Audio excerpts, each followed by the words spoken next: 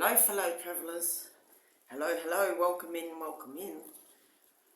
This is the second take of your reading. I already threw the coins for you and then got interrupted as I was halfway through explaining, so I'm just going to start again. What you got, oh yes, legal disclaimers. Please, if you need legal advice, medical advice, romantic advice, financial advice, see the appropriate 3D practitioners, expert professionals. This is an intuitive message that comes through my own unique working of the oracles, and please use your own discernment as to what is helpful to you and leave the rest. Having said all of that, I threw two hexagrams for you, and one of them had 3 moving lines. So this was just 20 minutes ago I threw this. You got, the first hexagram you got was hexagram 24. Oh, the question is next. That was what we're working off, the prompt, let's say. The prompt is next. So, for the people watching this video, who clicked on this video, you got hexagram number 24 first, which is returning. And then you got hexagram 9, which is gentle restraint, with 3 moving lines, which changes to hexagram 49, which is revolution.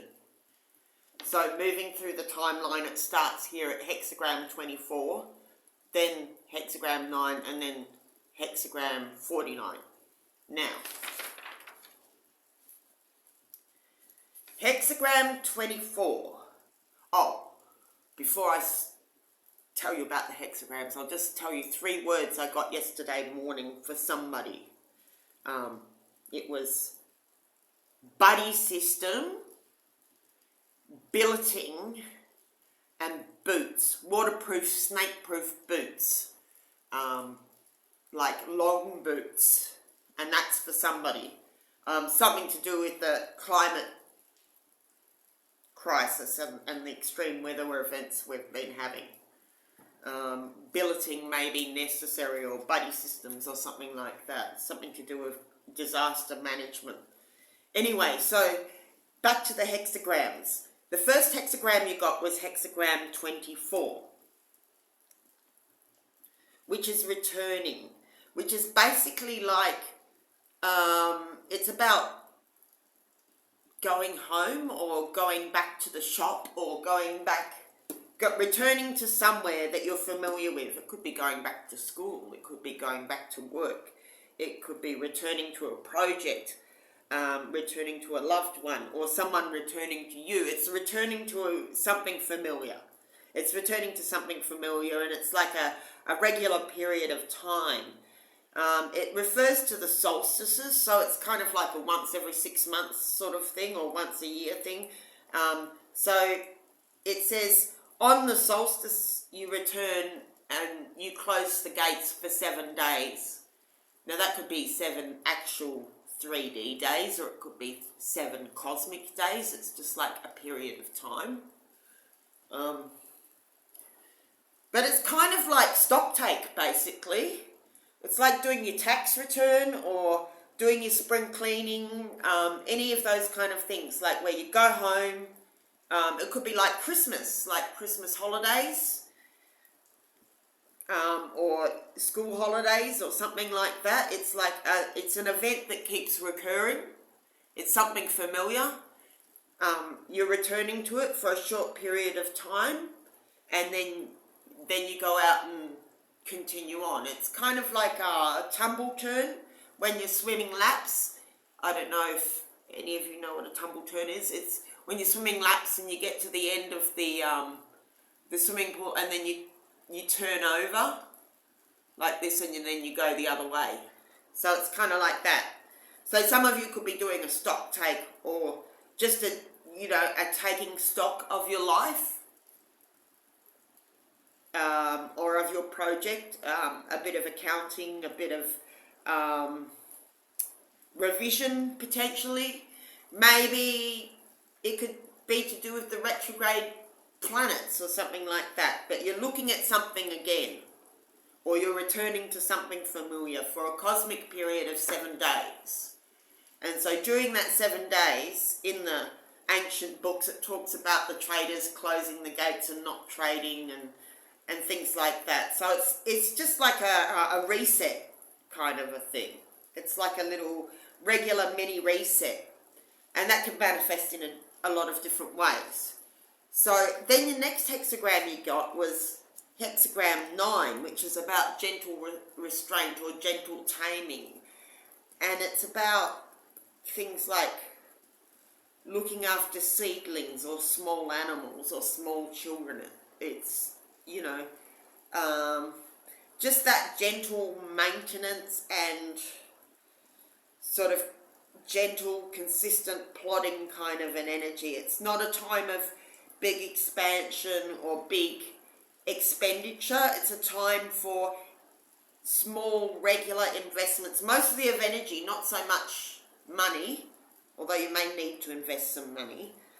But it's more like just plodding away at doing the day-to-day tasks. Yeah, it's just like raising children or raising animals or raising seedlings or something like that.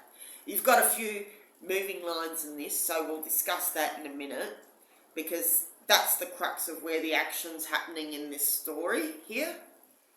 So you're returning to something in this story. You're returning to something to do some maintenance. It's like returning to an activity. It could be returning to anything. It could be returning to your family. It could be returning to school. It could be returning to practice your instrument. It could be returning to an old job, returning to a place that you're familiar with, returning to an activity, your exercise routine, anything like that.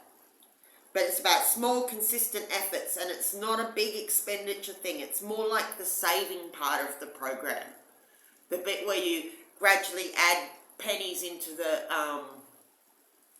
money box. But it's like investing your time and energy.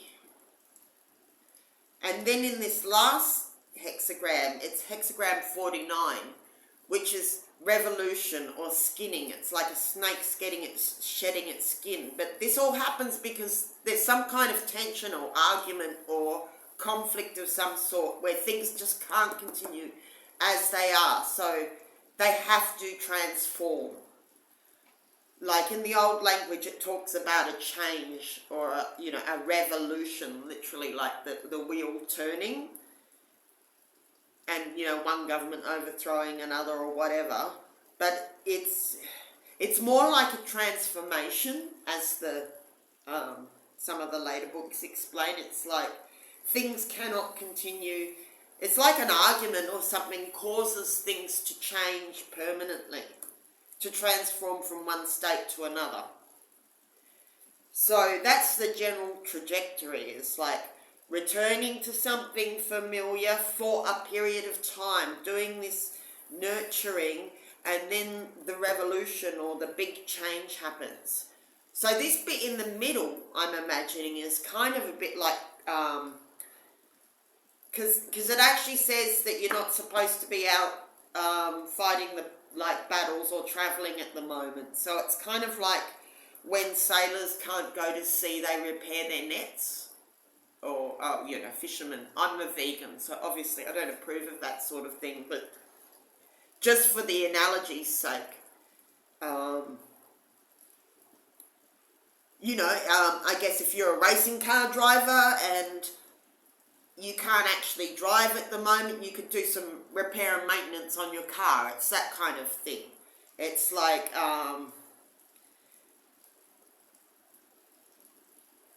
this is the time, it's not the time for the recital, it's the time for learning the new piece. Say something like that.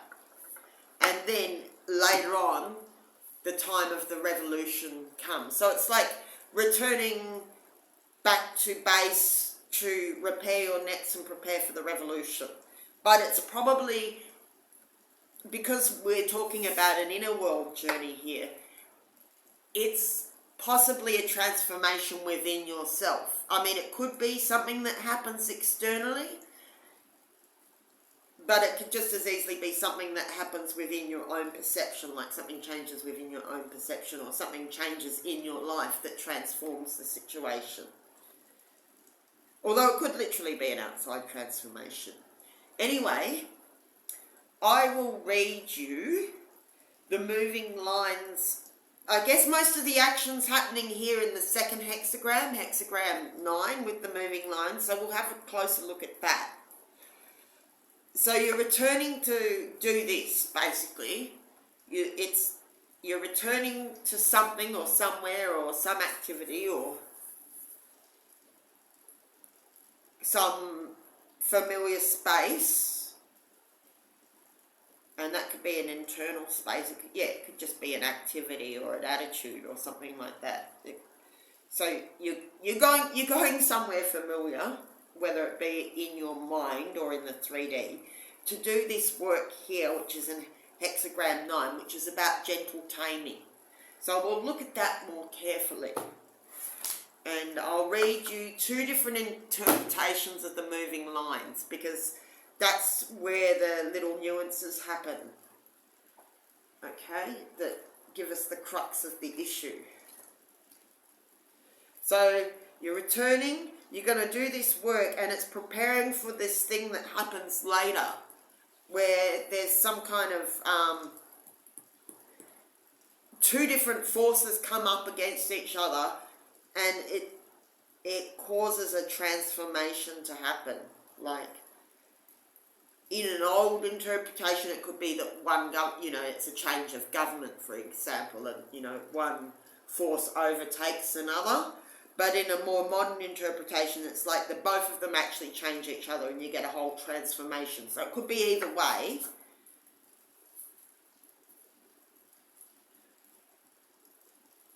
Anyway, we'll look at this hexagram number 9, because that's where the crux of the story is happening. So you're returning to this here to do this. What's happening in number 9?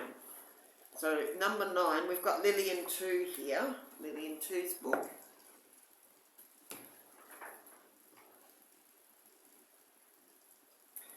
Okay, it's only a couple of paragraphs, so I'll read it to you. And then I'll read the moving lines for you. It says, symbolizes small involvement. The wind blowing across the skies suggests a taming of the small powers. The superior man adjusts his demeanour in small ways, but it is sufficient. This hexagram implies rest and preparation. Sun above and Qian below signify fine weather above the heaven. This imagery suggests that there are good things on the way, but they come in small measures. The wind here is gentle and soft, so the news is good. The nuclear trigrams are also auspicious, as there is fire hidden in the hexagram, as symbolized by the trigram Li. Excuse me, I'll just have a drink of water.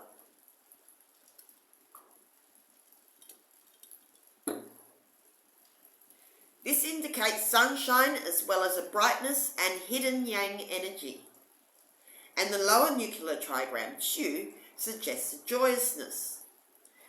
The texts are thus indicating good fortune, but the element is metal, so there is a cap placed on your good fortune. There will be limits to your success and to the good news. The wind blows clouds to cover the sun, and soon there is rain. So the hexagram indicates a certain amount of difficulty, although eventually there will be success. This is not a remarkable hexagram, but it does suggest a steady improvement of fortunes. So you get hexagram 9 with moving line 2. It says, good influences bring good fortune. You can look forward to being promoted soon, because the right people have observed your fine performance. If you receive phone calls today from unexpected friends you have not heard from, it is a sign of good news coming. Line 4. Now I'll just stop here and make a bit of commentary. This line 4 is kind of the crux in a way. Like it's the linchpin of this whole scenario, this whole story. And it doesn't sound like much in this particular interpretation, but in other interpretation it talks about sincerity helping you to avoid bloodshed and calamity. So it's a lot to do with being sincere at the exact right point in time as being crucial to your own safety and survival. Or, you know, the integrity of some situation that's important. Now, obviously, you're not going to go and be too sincere to someone who's got it in for you, or, you know, if it's going to put you in danger. But there's some reason why sincerity is totally important at a key point in time, and that keeps you safe and literally helps you to avoid bloodshed. So I don't know what that's about, but I just thought I'd better mention it. That the main crux of this line in other interpretations is about being sincere, about how important it is to be sincere when it counts. Right? And another interpretation is that you get an insight from the helper of insight, which is like one of your cosmic helpers. So help comes in the form of a good idea, or help comes from a neighbour. Someone gives you a small gift that makes a big difference. So it's got a lot of different interpretations, this line 4, but anyway, I'll read you this interpretation and the other one from the other book we got there. But it's about sincerity and friends coming to help you, and that friend could be a cosmic guardian. Friends stand by and verbalize their support for you. There is no reason to worry, as you have hidden allies who are working on your behalf. They will bring you a series of small successes, and life becomes rather pleasant. And then you get the top line. And see, this is just before it changes to that revolution hexagram. So it's like the situation in the timeline is beginning to change. And, you know, this is like the prelude to that change, where some kind of conflict happens, or some dynamic situation that causes a revolution or a transformation. So it says, line 6, if you get this line, you should be wary of being ambushed or cornered. Slowly retreat and withdraw, as there could be some troubles ahead. If you are nimble and quick, you have heaven's luck to overcome a potential setback.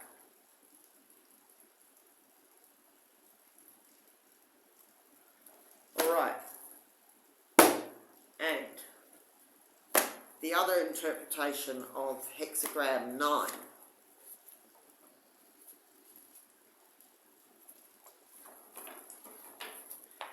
It calls this one small accumulating in this book. So small accumulating describes a situation in terms of confronting a great variety of things that don't seem to be related. The way to deal with it is to adapt to each thing that crosses your path in order to accumulate something great. Yeah, this is like a building up of resources, or it's like you've got to plant the tomato plants and let the tomato plants grow before you can harvest the tomatoes and sell the tomatoes, kind of thing. So you've got to, you know, fill the piggy bank before you've got a substantial amount of money to spend. You've got to put the fuel in the tank before you can drive the car. So it's about accumulating resources, accumulating energy, so it's a time of rest. Information, it's like just getting all those bits together that you need. So maybe later on you have to go on a journey, for example. That might be the transformation or revolution, that you have to go on a journey. That it's probably not that, because it would have said travelling, but we'll just use that as an example. If you were going to travel down the track, then you need to get your passport together, you need to get your funds together, you need to think about, pack your bags, work out where you're going to stay, all these things. So that's what the small accumulating hexagram is all about. It's about that preparation phase before you do the lift off, or, you know, the growing of the crop before you harvest it. So you're returning to a period of putting that energy in, accumulating stuff so that you can make your next big move, I guess. Okay. The way to deal with it is to adapt to each thing that crosses your path in order to accumulate something great. Take the long view. Gather, herd together, retain and hoard all the little things that might seem unimportant. Think of yourself as raising animals, growing crops, or bringing up children. Be flexible and adaptable. Tolerate and nourish things. The rain hasn't come yet, but the dense clouds that bring it are rolling in from the western frontier. The successful completion of your efforts is not far away. Small, little, common, unimportant, adapt to what crosses your path. Take in, make smaller, dwindle, lessen, slim, slight, yin energy. Oh yes, so the other thing you do in this time is also, I guess as indicated by this hexagram 24, where you're returning, it's like a time for taking out the garbage as well. To, you know, do the recycling, till the garden bed. It's all that preparation stuff. It's a time of returning, cleaning, preparing, raising, amassing, fixing your nets.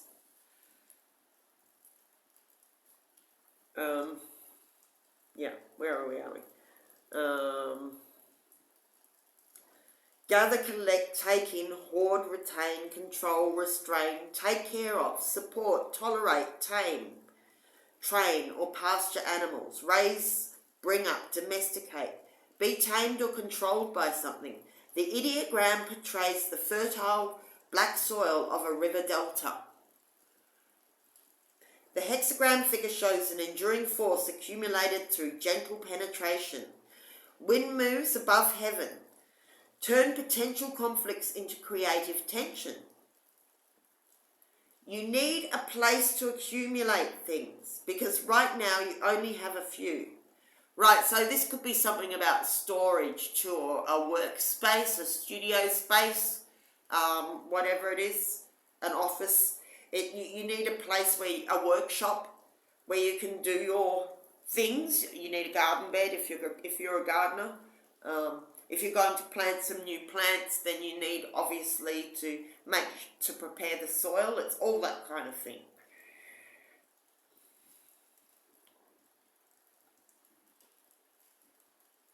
Focus on the inherent beauty of each thing in order to realize its potency.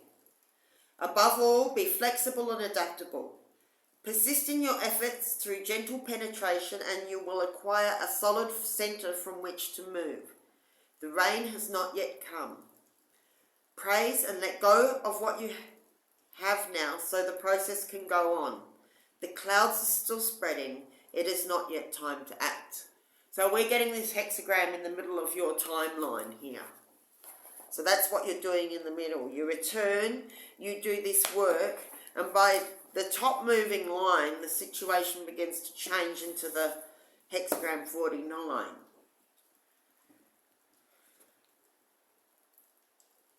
Now, one of the main words, another main word about this hexagram 2 is gentleness.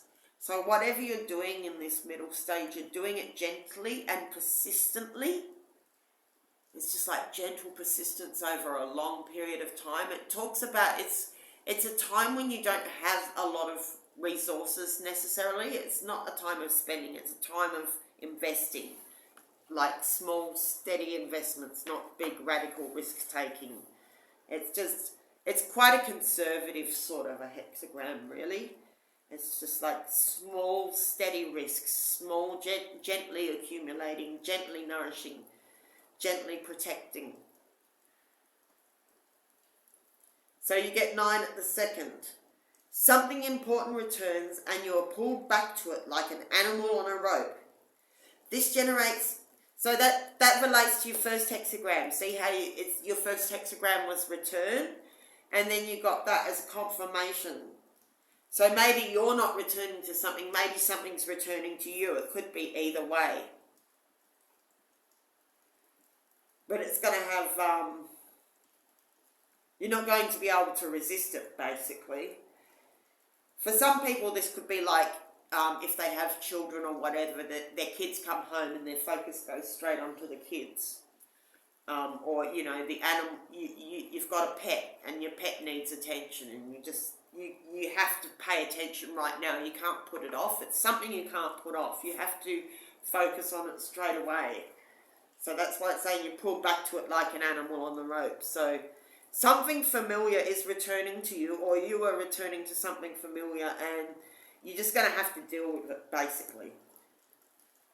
And then it says, this generates meaning and good fortune by releasing transformative energy. Stay in the center. Don't let go of this source. So it's a source of something to you, whatever it is. Which is probably why you've got such a strong relationship with it. Find a supportive group. Stay inside it. This is a place where others can join you. Gather energy for a decisive new move. Right, so I would say that the decisive new move is what happens in hexagram 49. So it's basically you're returning, it's like a reset or a rejubilation or a regeneration, a replanting, a recreation, any of those kind of words, return, you can find your own that fits. You might want to remix something. Like if you were working in engineering or something, you might want to return to an old track you were working on and remix it with fresh ears, for example. If you're a painter, you might want to go back to an old painting, or a writer, or back to an old story and look at it with fresh eyes. And then work steadily on it. It might be something like that. But whatever it is, you've obviously been away from it for a little while, because otherwise you wouldn't be returning. So that gives you a clue, or it wouldn't be returning to you. So something's returning to you, or you're returning to something, and you're not going to be able to resist it for some reason. And that's okay. Okay, now, line 4. Have confidence. You are connected to the spirits and they will carry you through. If you act, you can leave the possibility of bloodshed and loss behind. You are not making a mistake. Your purpose will unite you with those above you. Take action. You are connected to creative force. That's the line I said before, that it's in some interpretations is all about sincerity. About sincerity in a certain situation helps you to avoid bloodshed. It might be just really crucial at some particular moment to tell the whole truth and nothing but the truth. It may even be counterintuitive at that moment to do it, or maybe it's just a time when, an offhand remark could cost you more than expected. Like, maybe it's not a time to be flippant about matters of the heart, for instance. Or flippant about something that's really important to someone else. That's what it's just coming to me now. Like, be careful about offhand remarks that could wound others. They might just turn around and punch you. Like, if they're a bit off chops or something, and you say some snarky remark to someone who's off their face on drugs.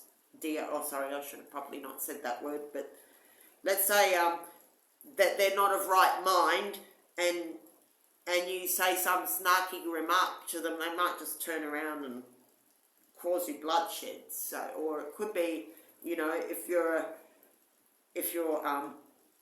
involved in a country, leading a country or something, this is not the time to poke the bear. You know, it's not the time to provoke your opponent. It's a better time to be sincere with them, because it's more serious. It implies that something's more serious than you realise. It's not a time in matters of the heart or security or something to be insecure. Maybe in legal matters too, or matters of conflict, matters of, yeah, I'm not sure. But for some reason you can also have confidence. So it's a funny thing. It's like you've got to be vulnerable and confident at the same time. You've got to be sincere, yet humble and confident, all at the same time.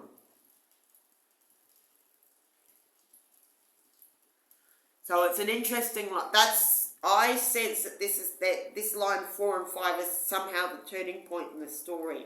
I'm going to cough now, excuse me.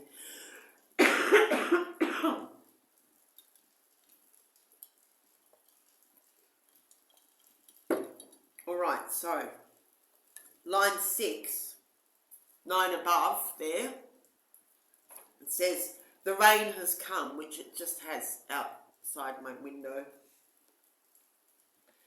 But the rain in the I Ching is metaphorical of, it's not just the rain, like it is the literal rain, but it also, like with the rain nourishes your crops and makes them grow. So the rain is symbolic of generous abundance, the goodness of, you know, water is life. So when the rain comes, it's like brings you everything that you need in life. It's symbolic of your needs being met, of if you're a plant, then you're being watered. It's like that.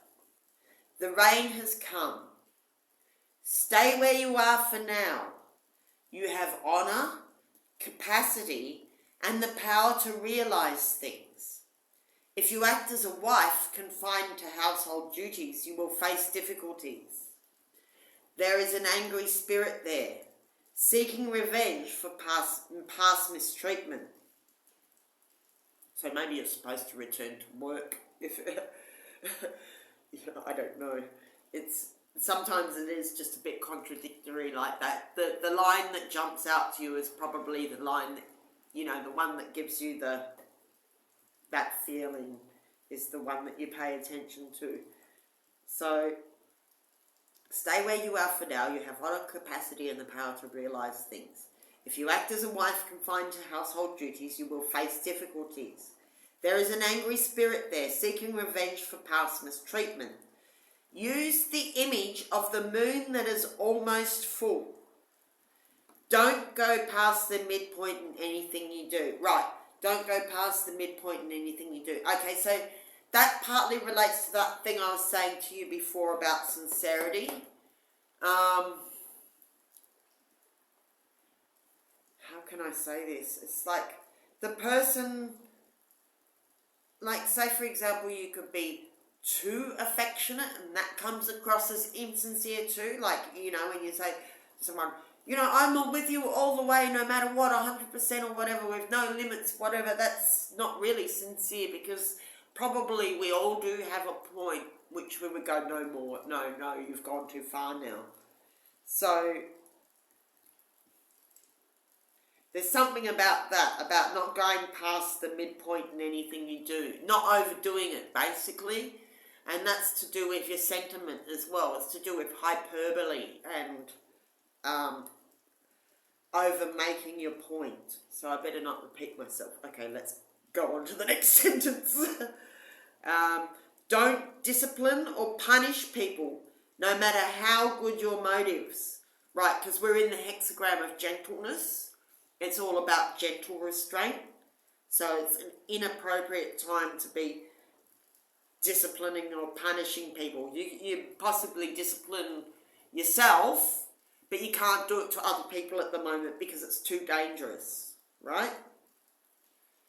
And maybe because Your virtue's still accumulating to the point where you can make the impact that you need to make.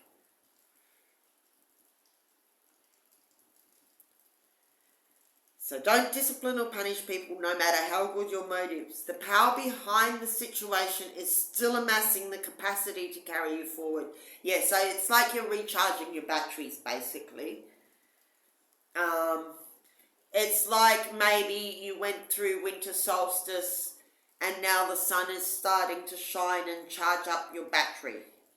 Sorry, I ran off solar for years, so that I tend to think in terms of solar panels and batteries. So your battery got below capacity and now it's starting to recharge. You need to wait until you're fully powered up. So, you know, it's like not taking your phone off the charger until it's fully charged. That kind of thing, right? So the power behind the situation is still amassing. So you're still powering up. You're still accumulating resources. You're still growing your crop. You're still raising your animals. You're still getting your project together. You're still practicing for your recital, whatever it is. The power behind the situation is still amassing the capacity to carry you forward. So you haven't quite got enough energy to make that move yet, but it's coming. You're nearly there. It's like you're nearly there, but not quite. If you try to take control and reduce things to order, you will be cut off from the spirits and left open to danger. Right, so God hasn't finished working in the background to make everything ready yet. The timing's not quite right. There is still something dubious and uncertain here. Direction. Wait for the right moment to move. Turn potential conflict into creative tension. The situation is already changing. Right, yes, we do have a lot of flux in this situation. So in the meantime, while all these things are in flux, you just keep accumulating resources. Yeah, so I guess you're just getting ready for the next move. You're not making the next move. You're resting, you're preparing, you're getting your ducks in a row, so to speak, like that. All right, now we'll just get some more clarifiers with the cards and see what other clues we can get here. Got Titiana's cards. Titiana's, what are they called? Fortune cards. They're just pictures. And I have two sets. I've got another set of picture cards. I don't know what they're called. All right. We'll do a 9-card spread and see if we can get any more clues. Any more clues for us, dear Sage, for the people watching this video, for their highest good and the highest good of all? Please speak through the oracles. Okay, so there's a robber mouse. First thing we're made aware of. Oh, got a jumping card. I'll put that one back in the deck.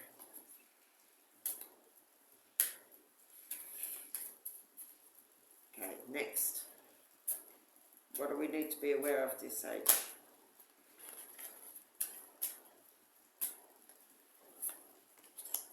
Okay, that's the same card that just jumped. The road. Robber. There's a robber on the side of the highway. Pardon. Or they're trying to steal the beginning of your journey, or they're at the beginning of the journey. Somebody, could be highway robbery. Watch out for highway robbery. I shouldn't laugh. That's what they're trying to do to me. They've already done some highway robbery. Not literally, but might as well be. All right. Money. The fish is money. So somebody wants to...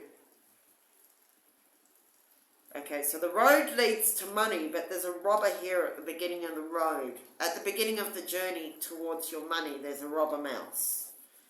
So maybe you need to be careful right at the beginning, the way you're setting things up. I'm just getting something about, you know, passwords, internet security, basic things like that. Your basic internet security if you're on the internet. You're on the road to money, but there's a robber at the beginning. The robber at the side of the highway at the beginning of the journey, who wants to steal from you in little bits and pieces, because the mouse takes little nibbles. It's not like they take it all at once. They slowly nibble away at your savings,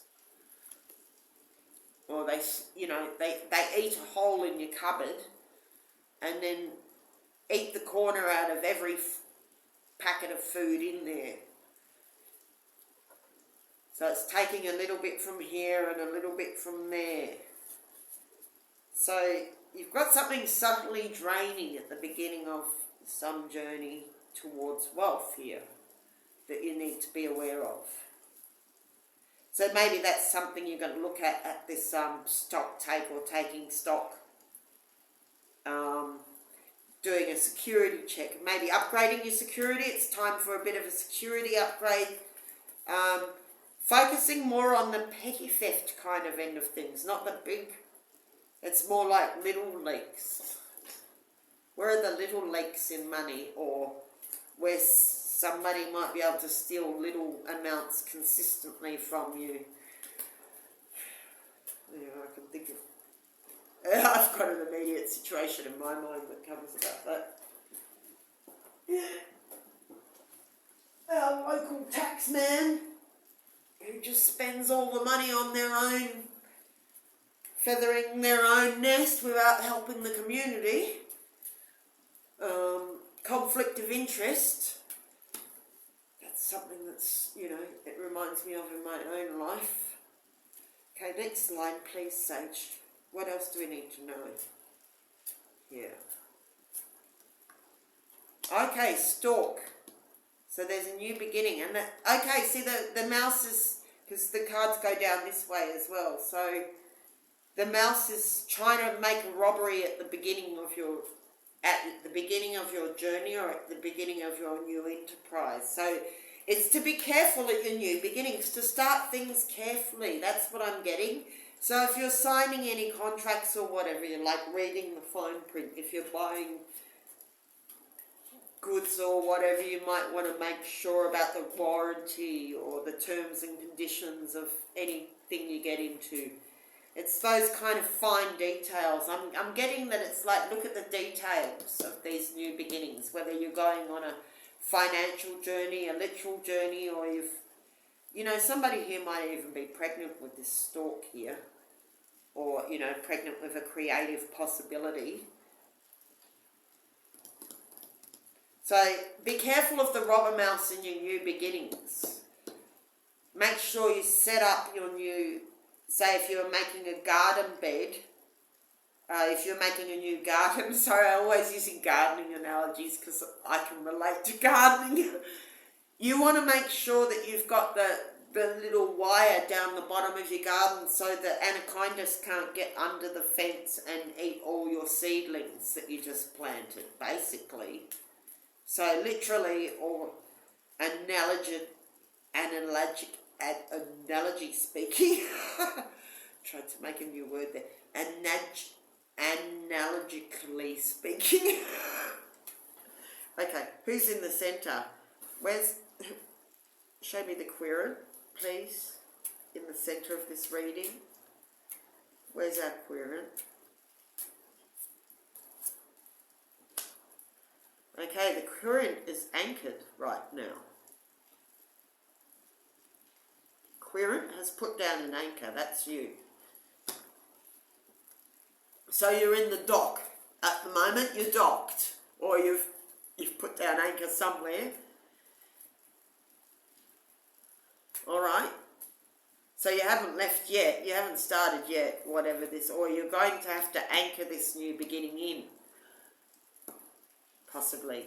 You're anchoring in a new beginning, or you've docked for now and you're getting ready for the next trip.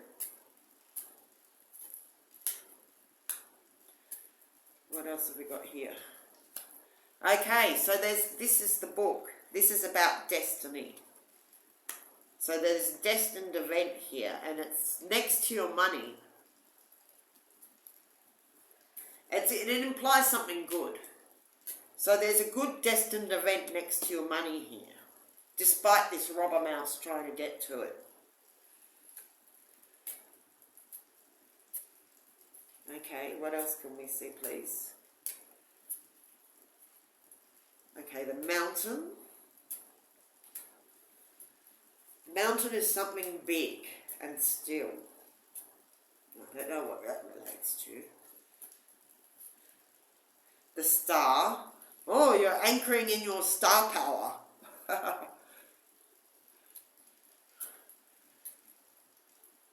You're solid. Something solid. You have solid star power in some department here. What else? So what's between the book and the star? What sits between the book and the star? Ah, it's a divine union. It's a wedding ring.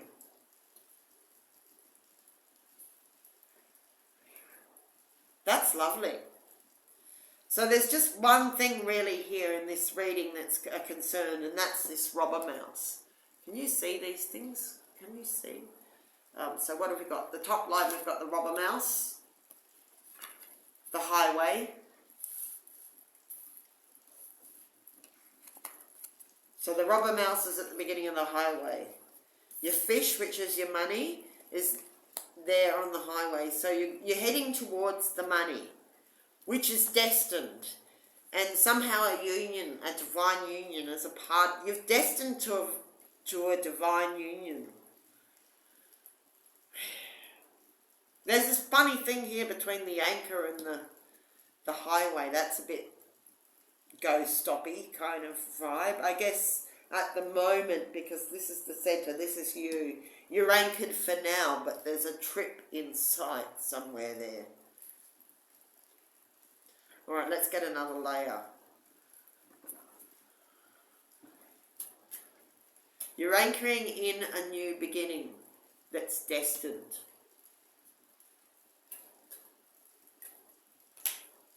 And solid.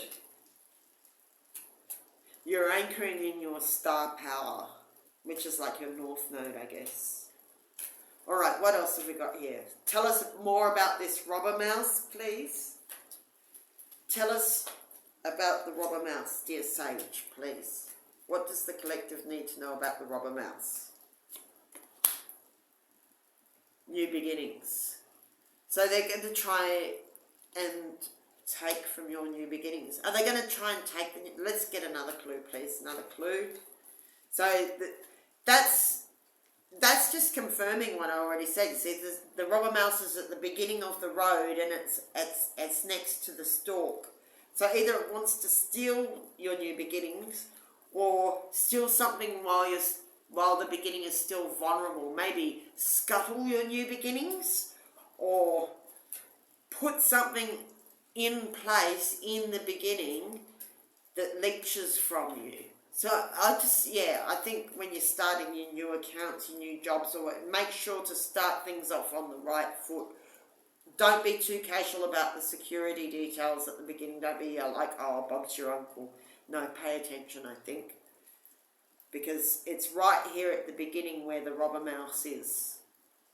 It seems that further on the road you're a bit right, but it's right at the beginning that they're trying to take from you, whoever they are.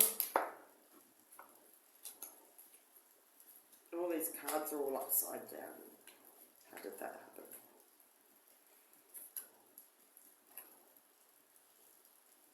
Oh, that rain is lovely. So long as it's raining, there's no bushfires. It's good. All right. Tell us about the road, dear sage. Oh, no, sorry. Before we do that, more about this robber mouse. We need more clues about the robber mouse, please. More clues about the robber mouse. 2 more cards about this robber mouse. It's challenging. It's a challenge, okay.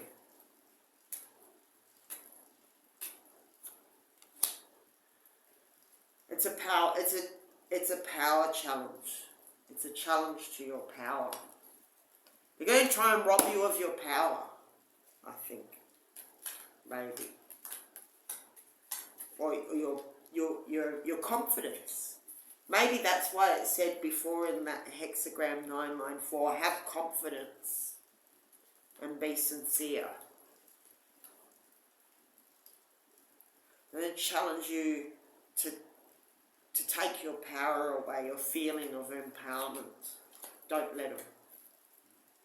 Have confidence and be sincere, and double check your security details.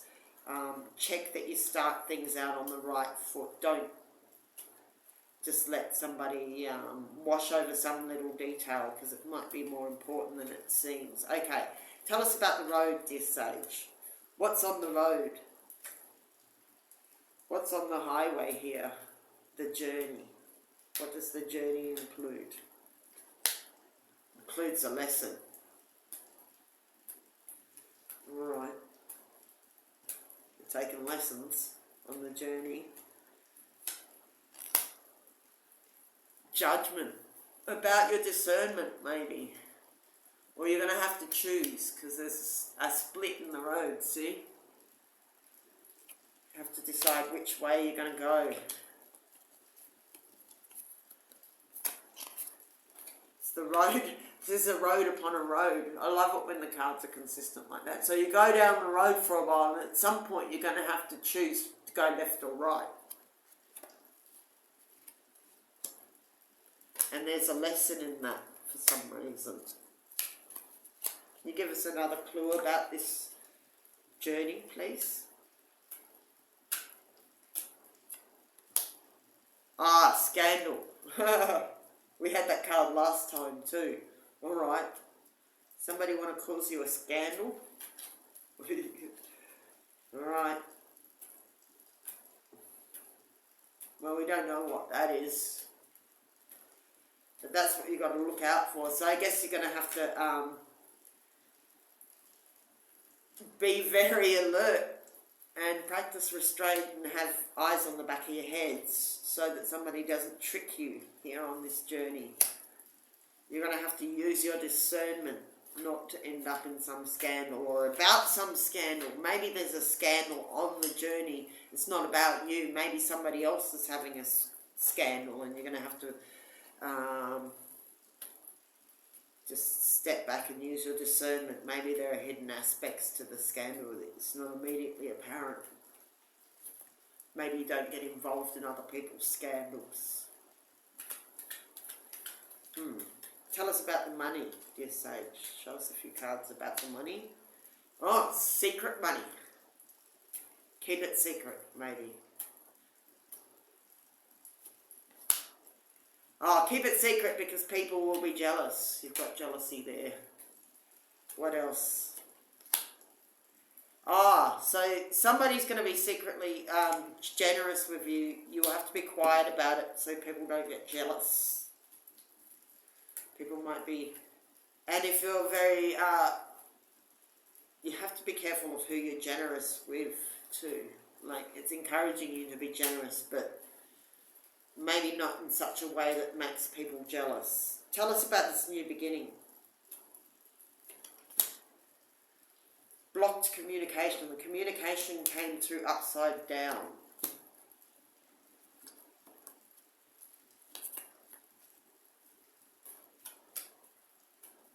Tell us about this new beginning, please, Sage. Concerns a journey. So there's definitely preparing for a journey here of some sort. And there's a barrier. So there's some blocked communication, and so maybe that's this challenge at the beginning of the journey is a lack of communication or an apparent barrier or something that challenges your confidence or makes you feel like you haven't got the power.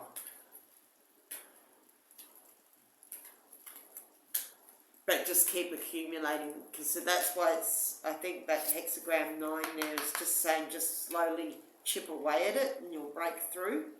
That's what I'm getting right now, is that whatever this is, you just slowly outgrow the obstacle, basically.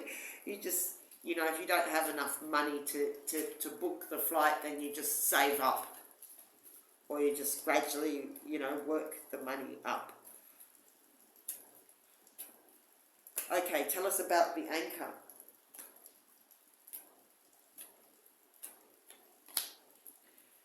Bad news. So it might make you want to stay still and think about it for a while. So you're going to hear some unfortunate news, which might sit you down for a while. About a dark-haired woman.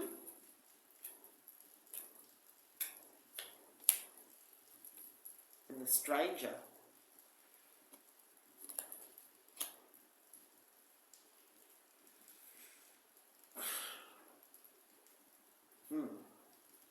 No, I'm not getting anything from that. I'm not. Maybe that's just who the bad news concerns, as a stranger and a dark-haired woman. Well, you might have to stay still for a while. What's destined? You're destined to gain. Right.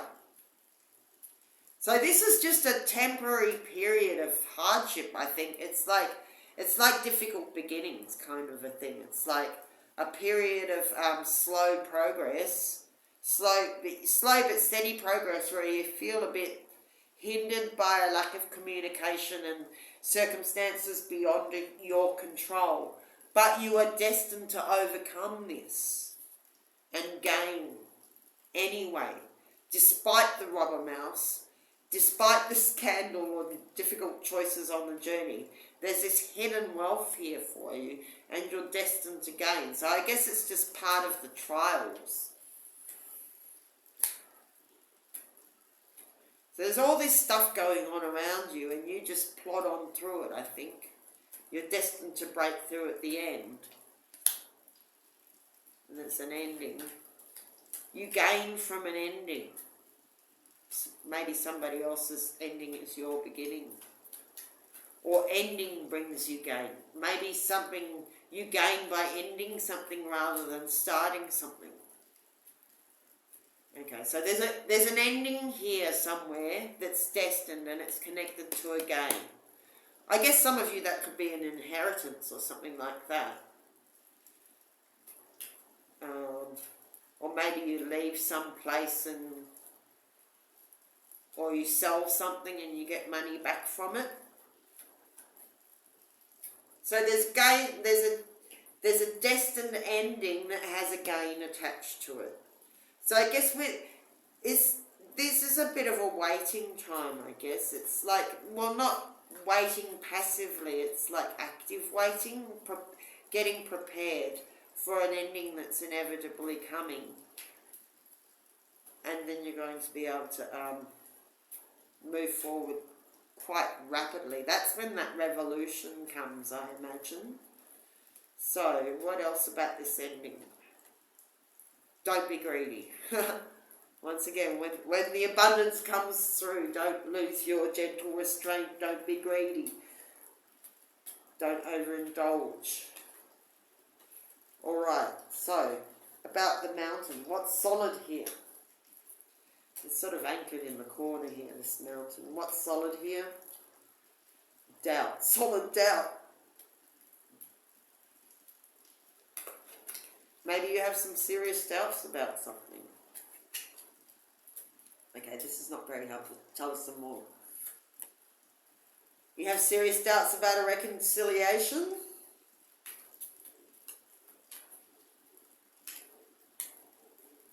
What else can you tell us here? Good fortune. Maybe there's some good fortune in a reconciliation despite your doubts about it. But it's coming very slowly, because the mountain, it's like a glacier, so it moves at glacial pace.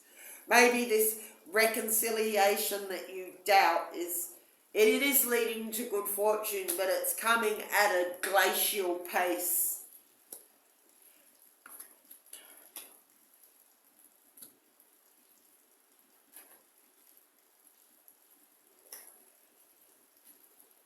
Tell us about the star. Peace. When you're at peace, your star shines.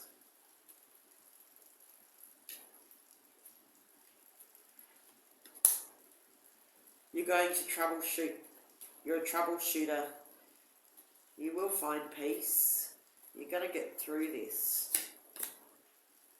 Despite feeling vulnerable. It says you feel vulnerable here. So maybe that's where you need to troubleshoot your vulnerabilities and turn them into strengths, and that's going to bring you peace. And I guess I'm hearing here a SWOT test. Strengths, weaknesses, assets and threats. That's what I'm getting here. Maybe in this time of restraint you need to do a SWOT test before setting out on the journey so that the rubber mouse can't wreck your new beginnings and steal your power. Yeah, you need to see where your strengths, your assets, your weaknesses and threats are, you know, to patch those vulnerabilities so that they become assets. Okay, tell us about this divine union. There's a lady there.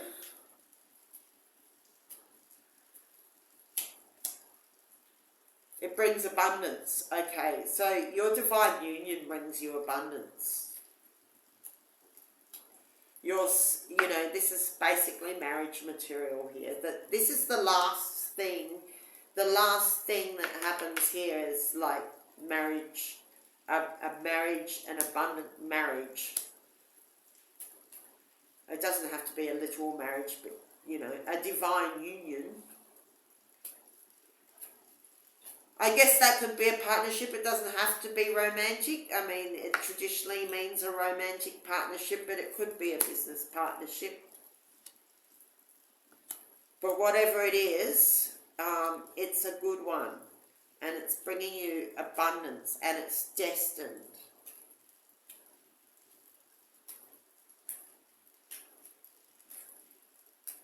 Tell us one more thing about this.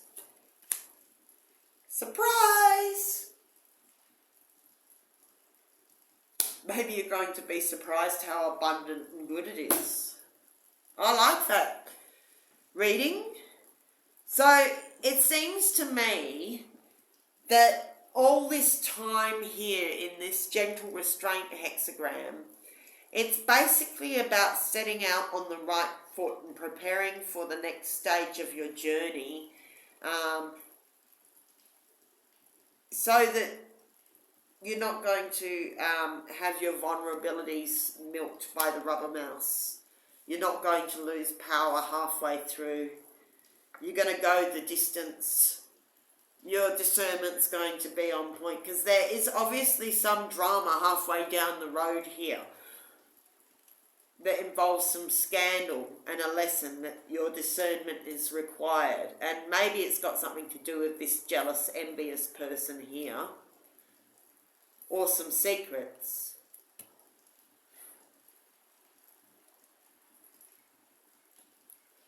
Maybe the drama's got to do with a block in communication somehow. But somehow, at glacial pace, you get through it. As you've got to patch your vulnerabilities.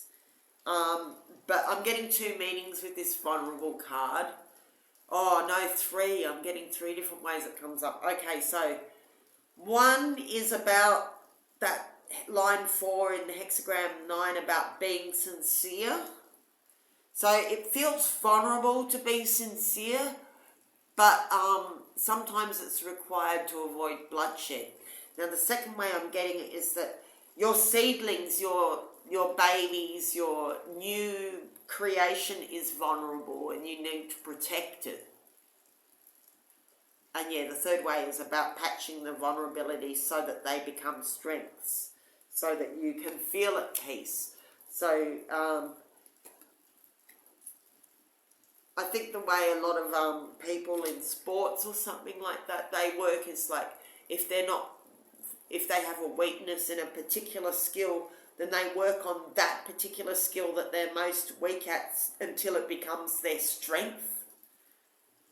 So it's about turning vulnerabilities into strength somehow. You've got to troubleshoot some things. And this all leads to abundance. Like very pleasant surprises in love and money.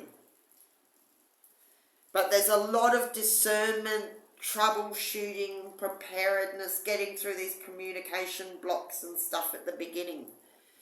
So it's really a card of just gentle persistence, just gently chipping away at it. You've got to return home or return back to work or return to the project or whatever it is that you're returning to, and gently chip away at it for quite some time, it seems, and show a lot of patience. But have faith, because this, even though it seems to be moving at a glacial pace, it's leading to good fortune.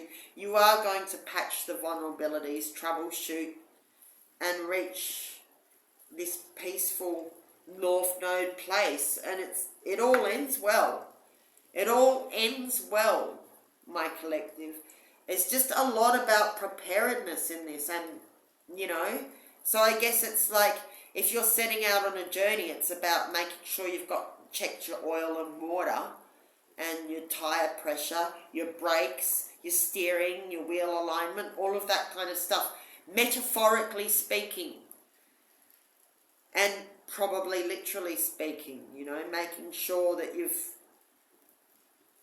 it's all about taking precautions at the beginning of the journey. And having discernment on the road, because there's a highway robber there. Watch out for highway robbery.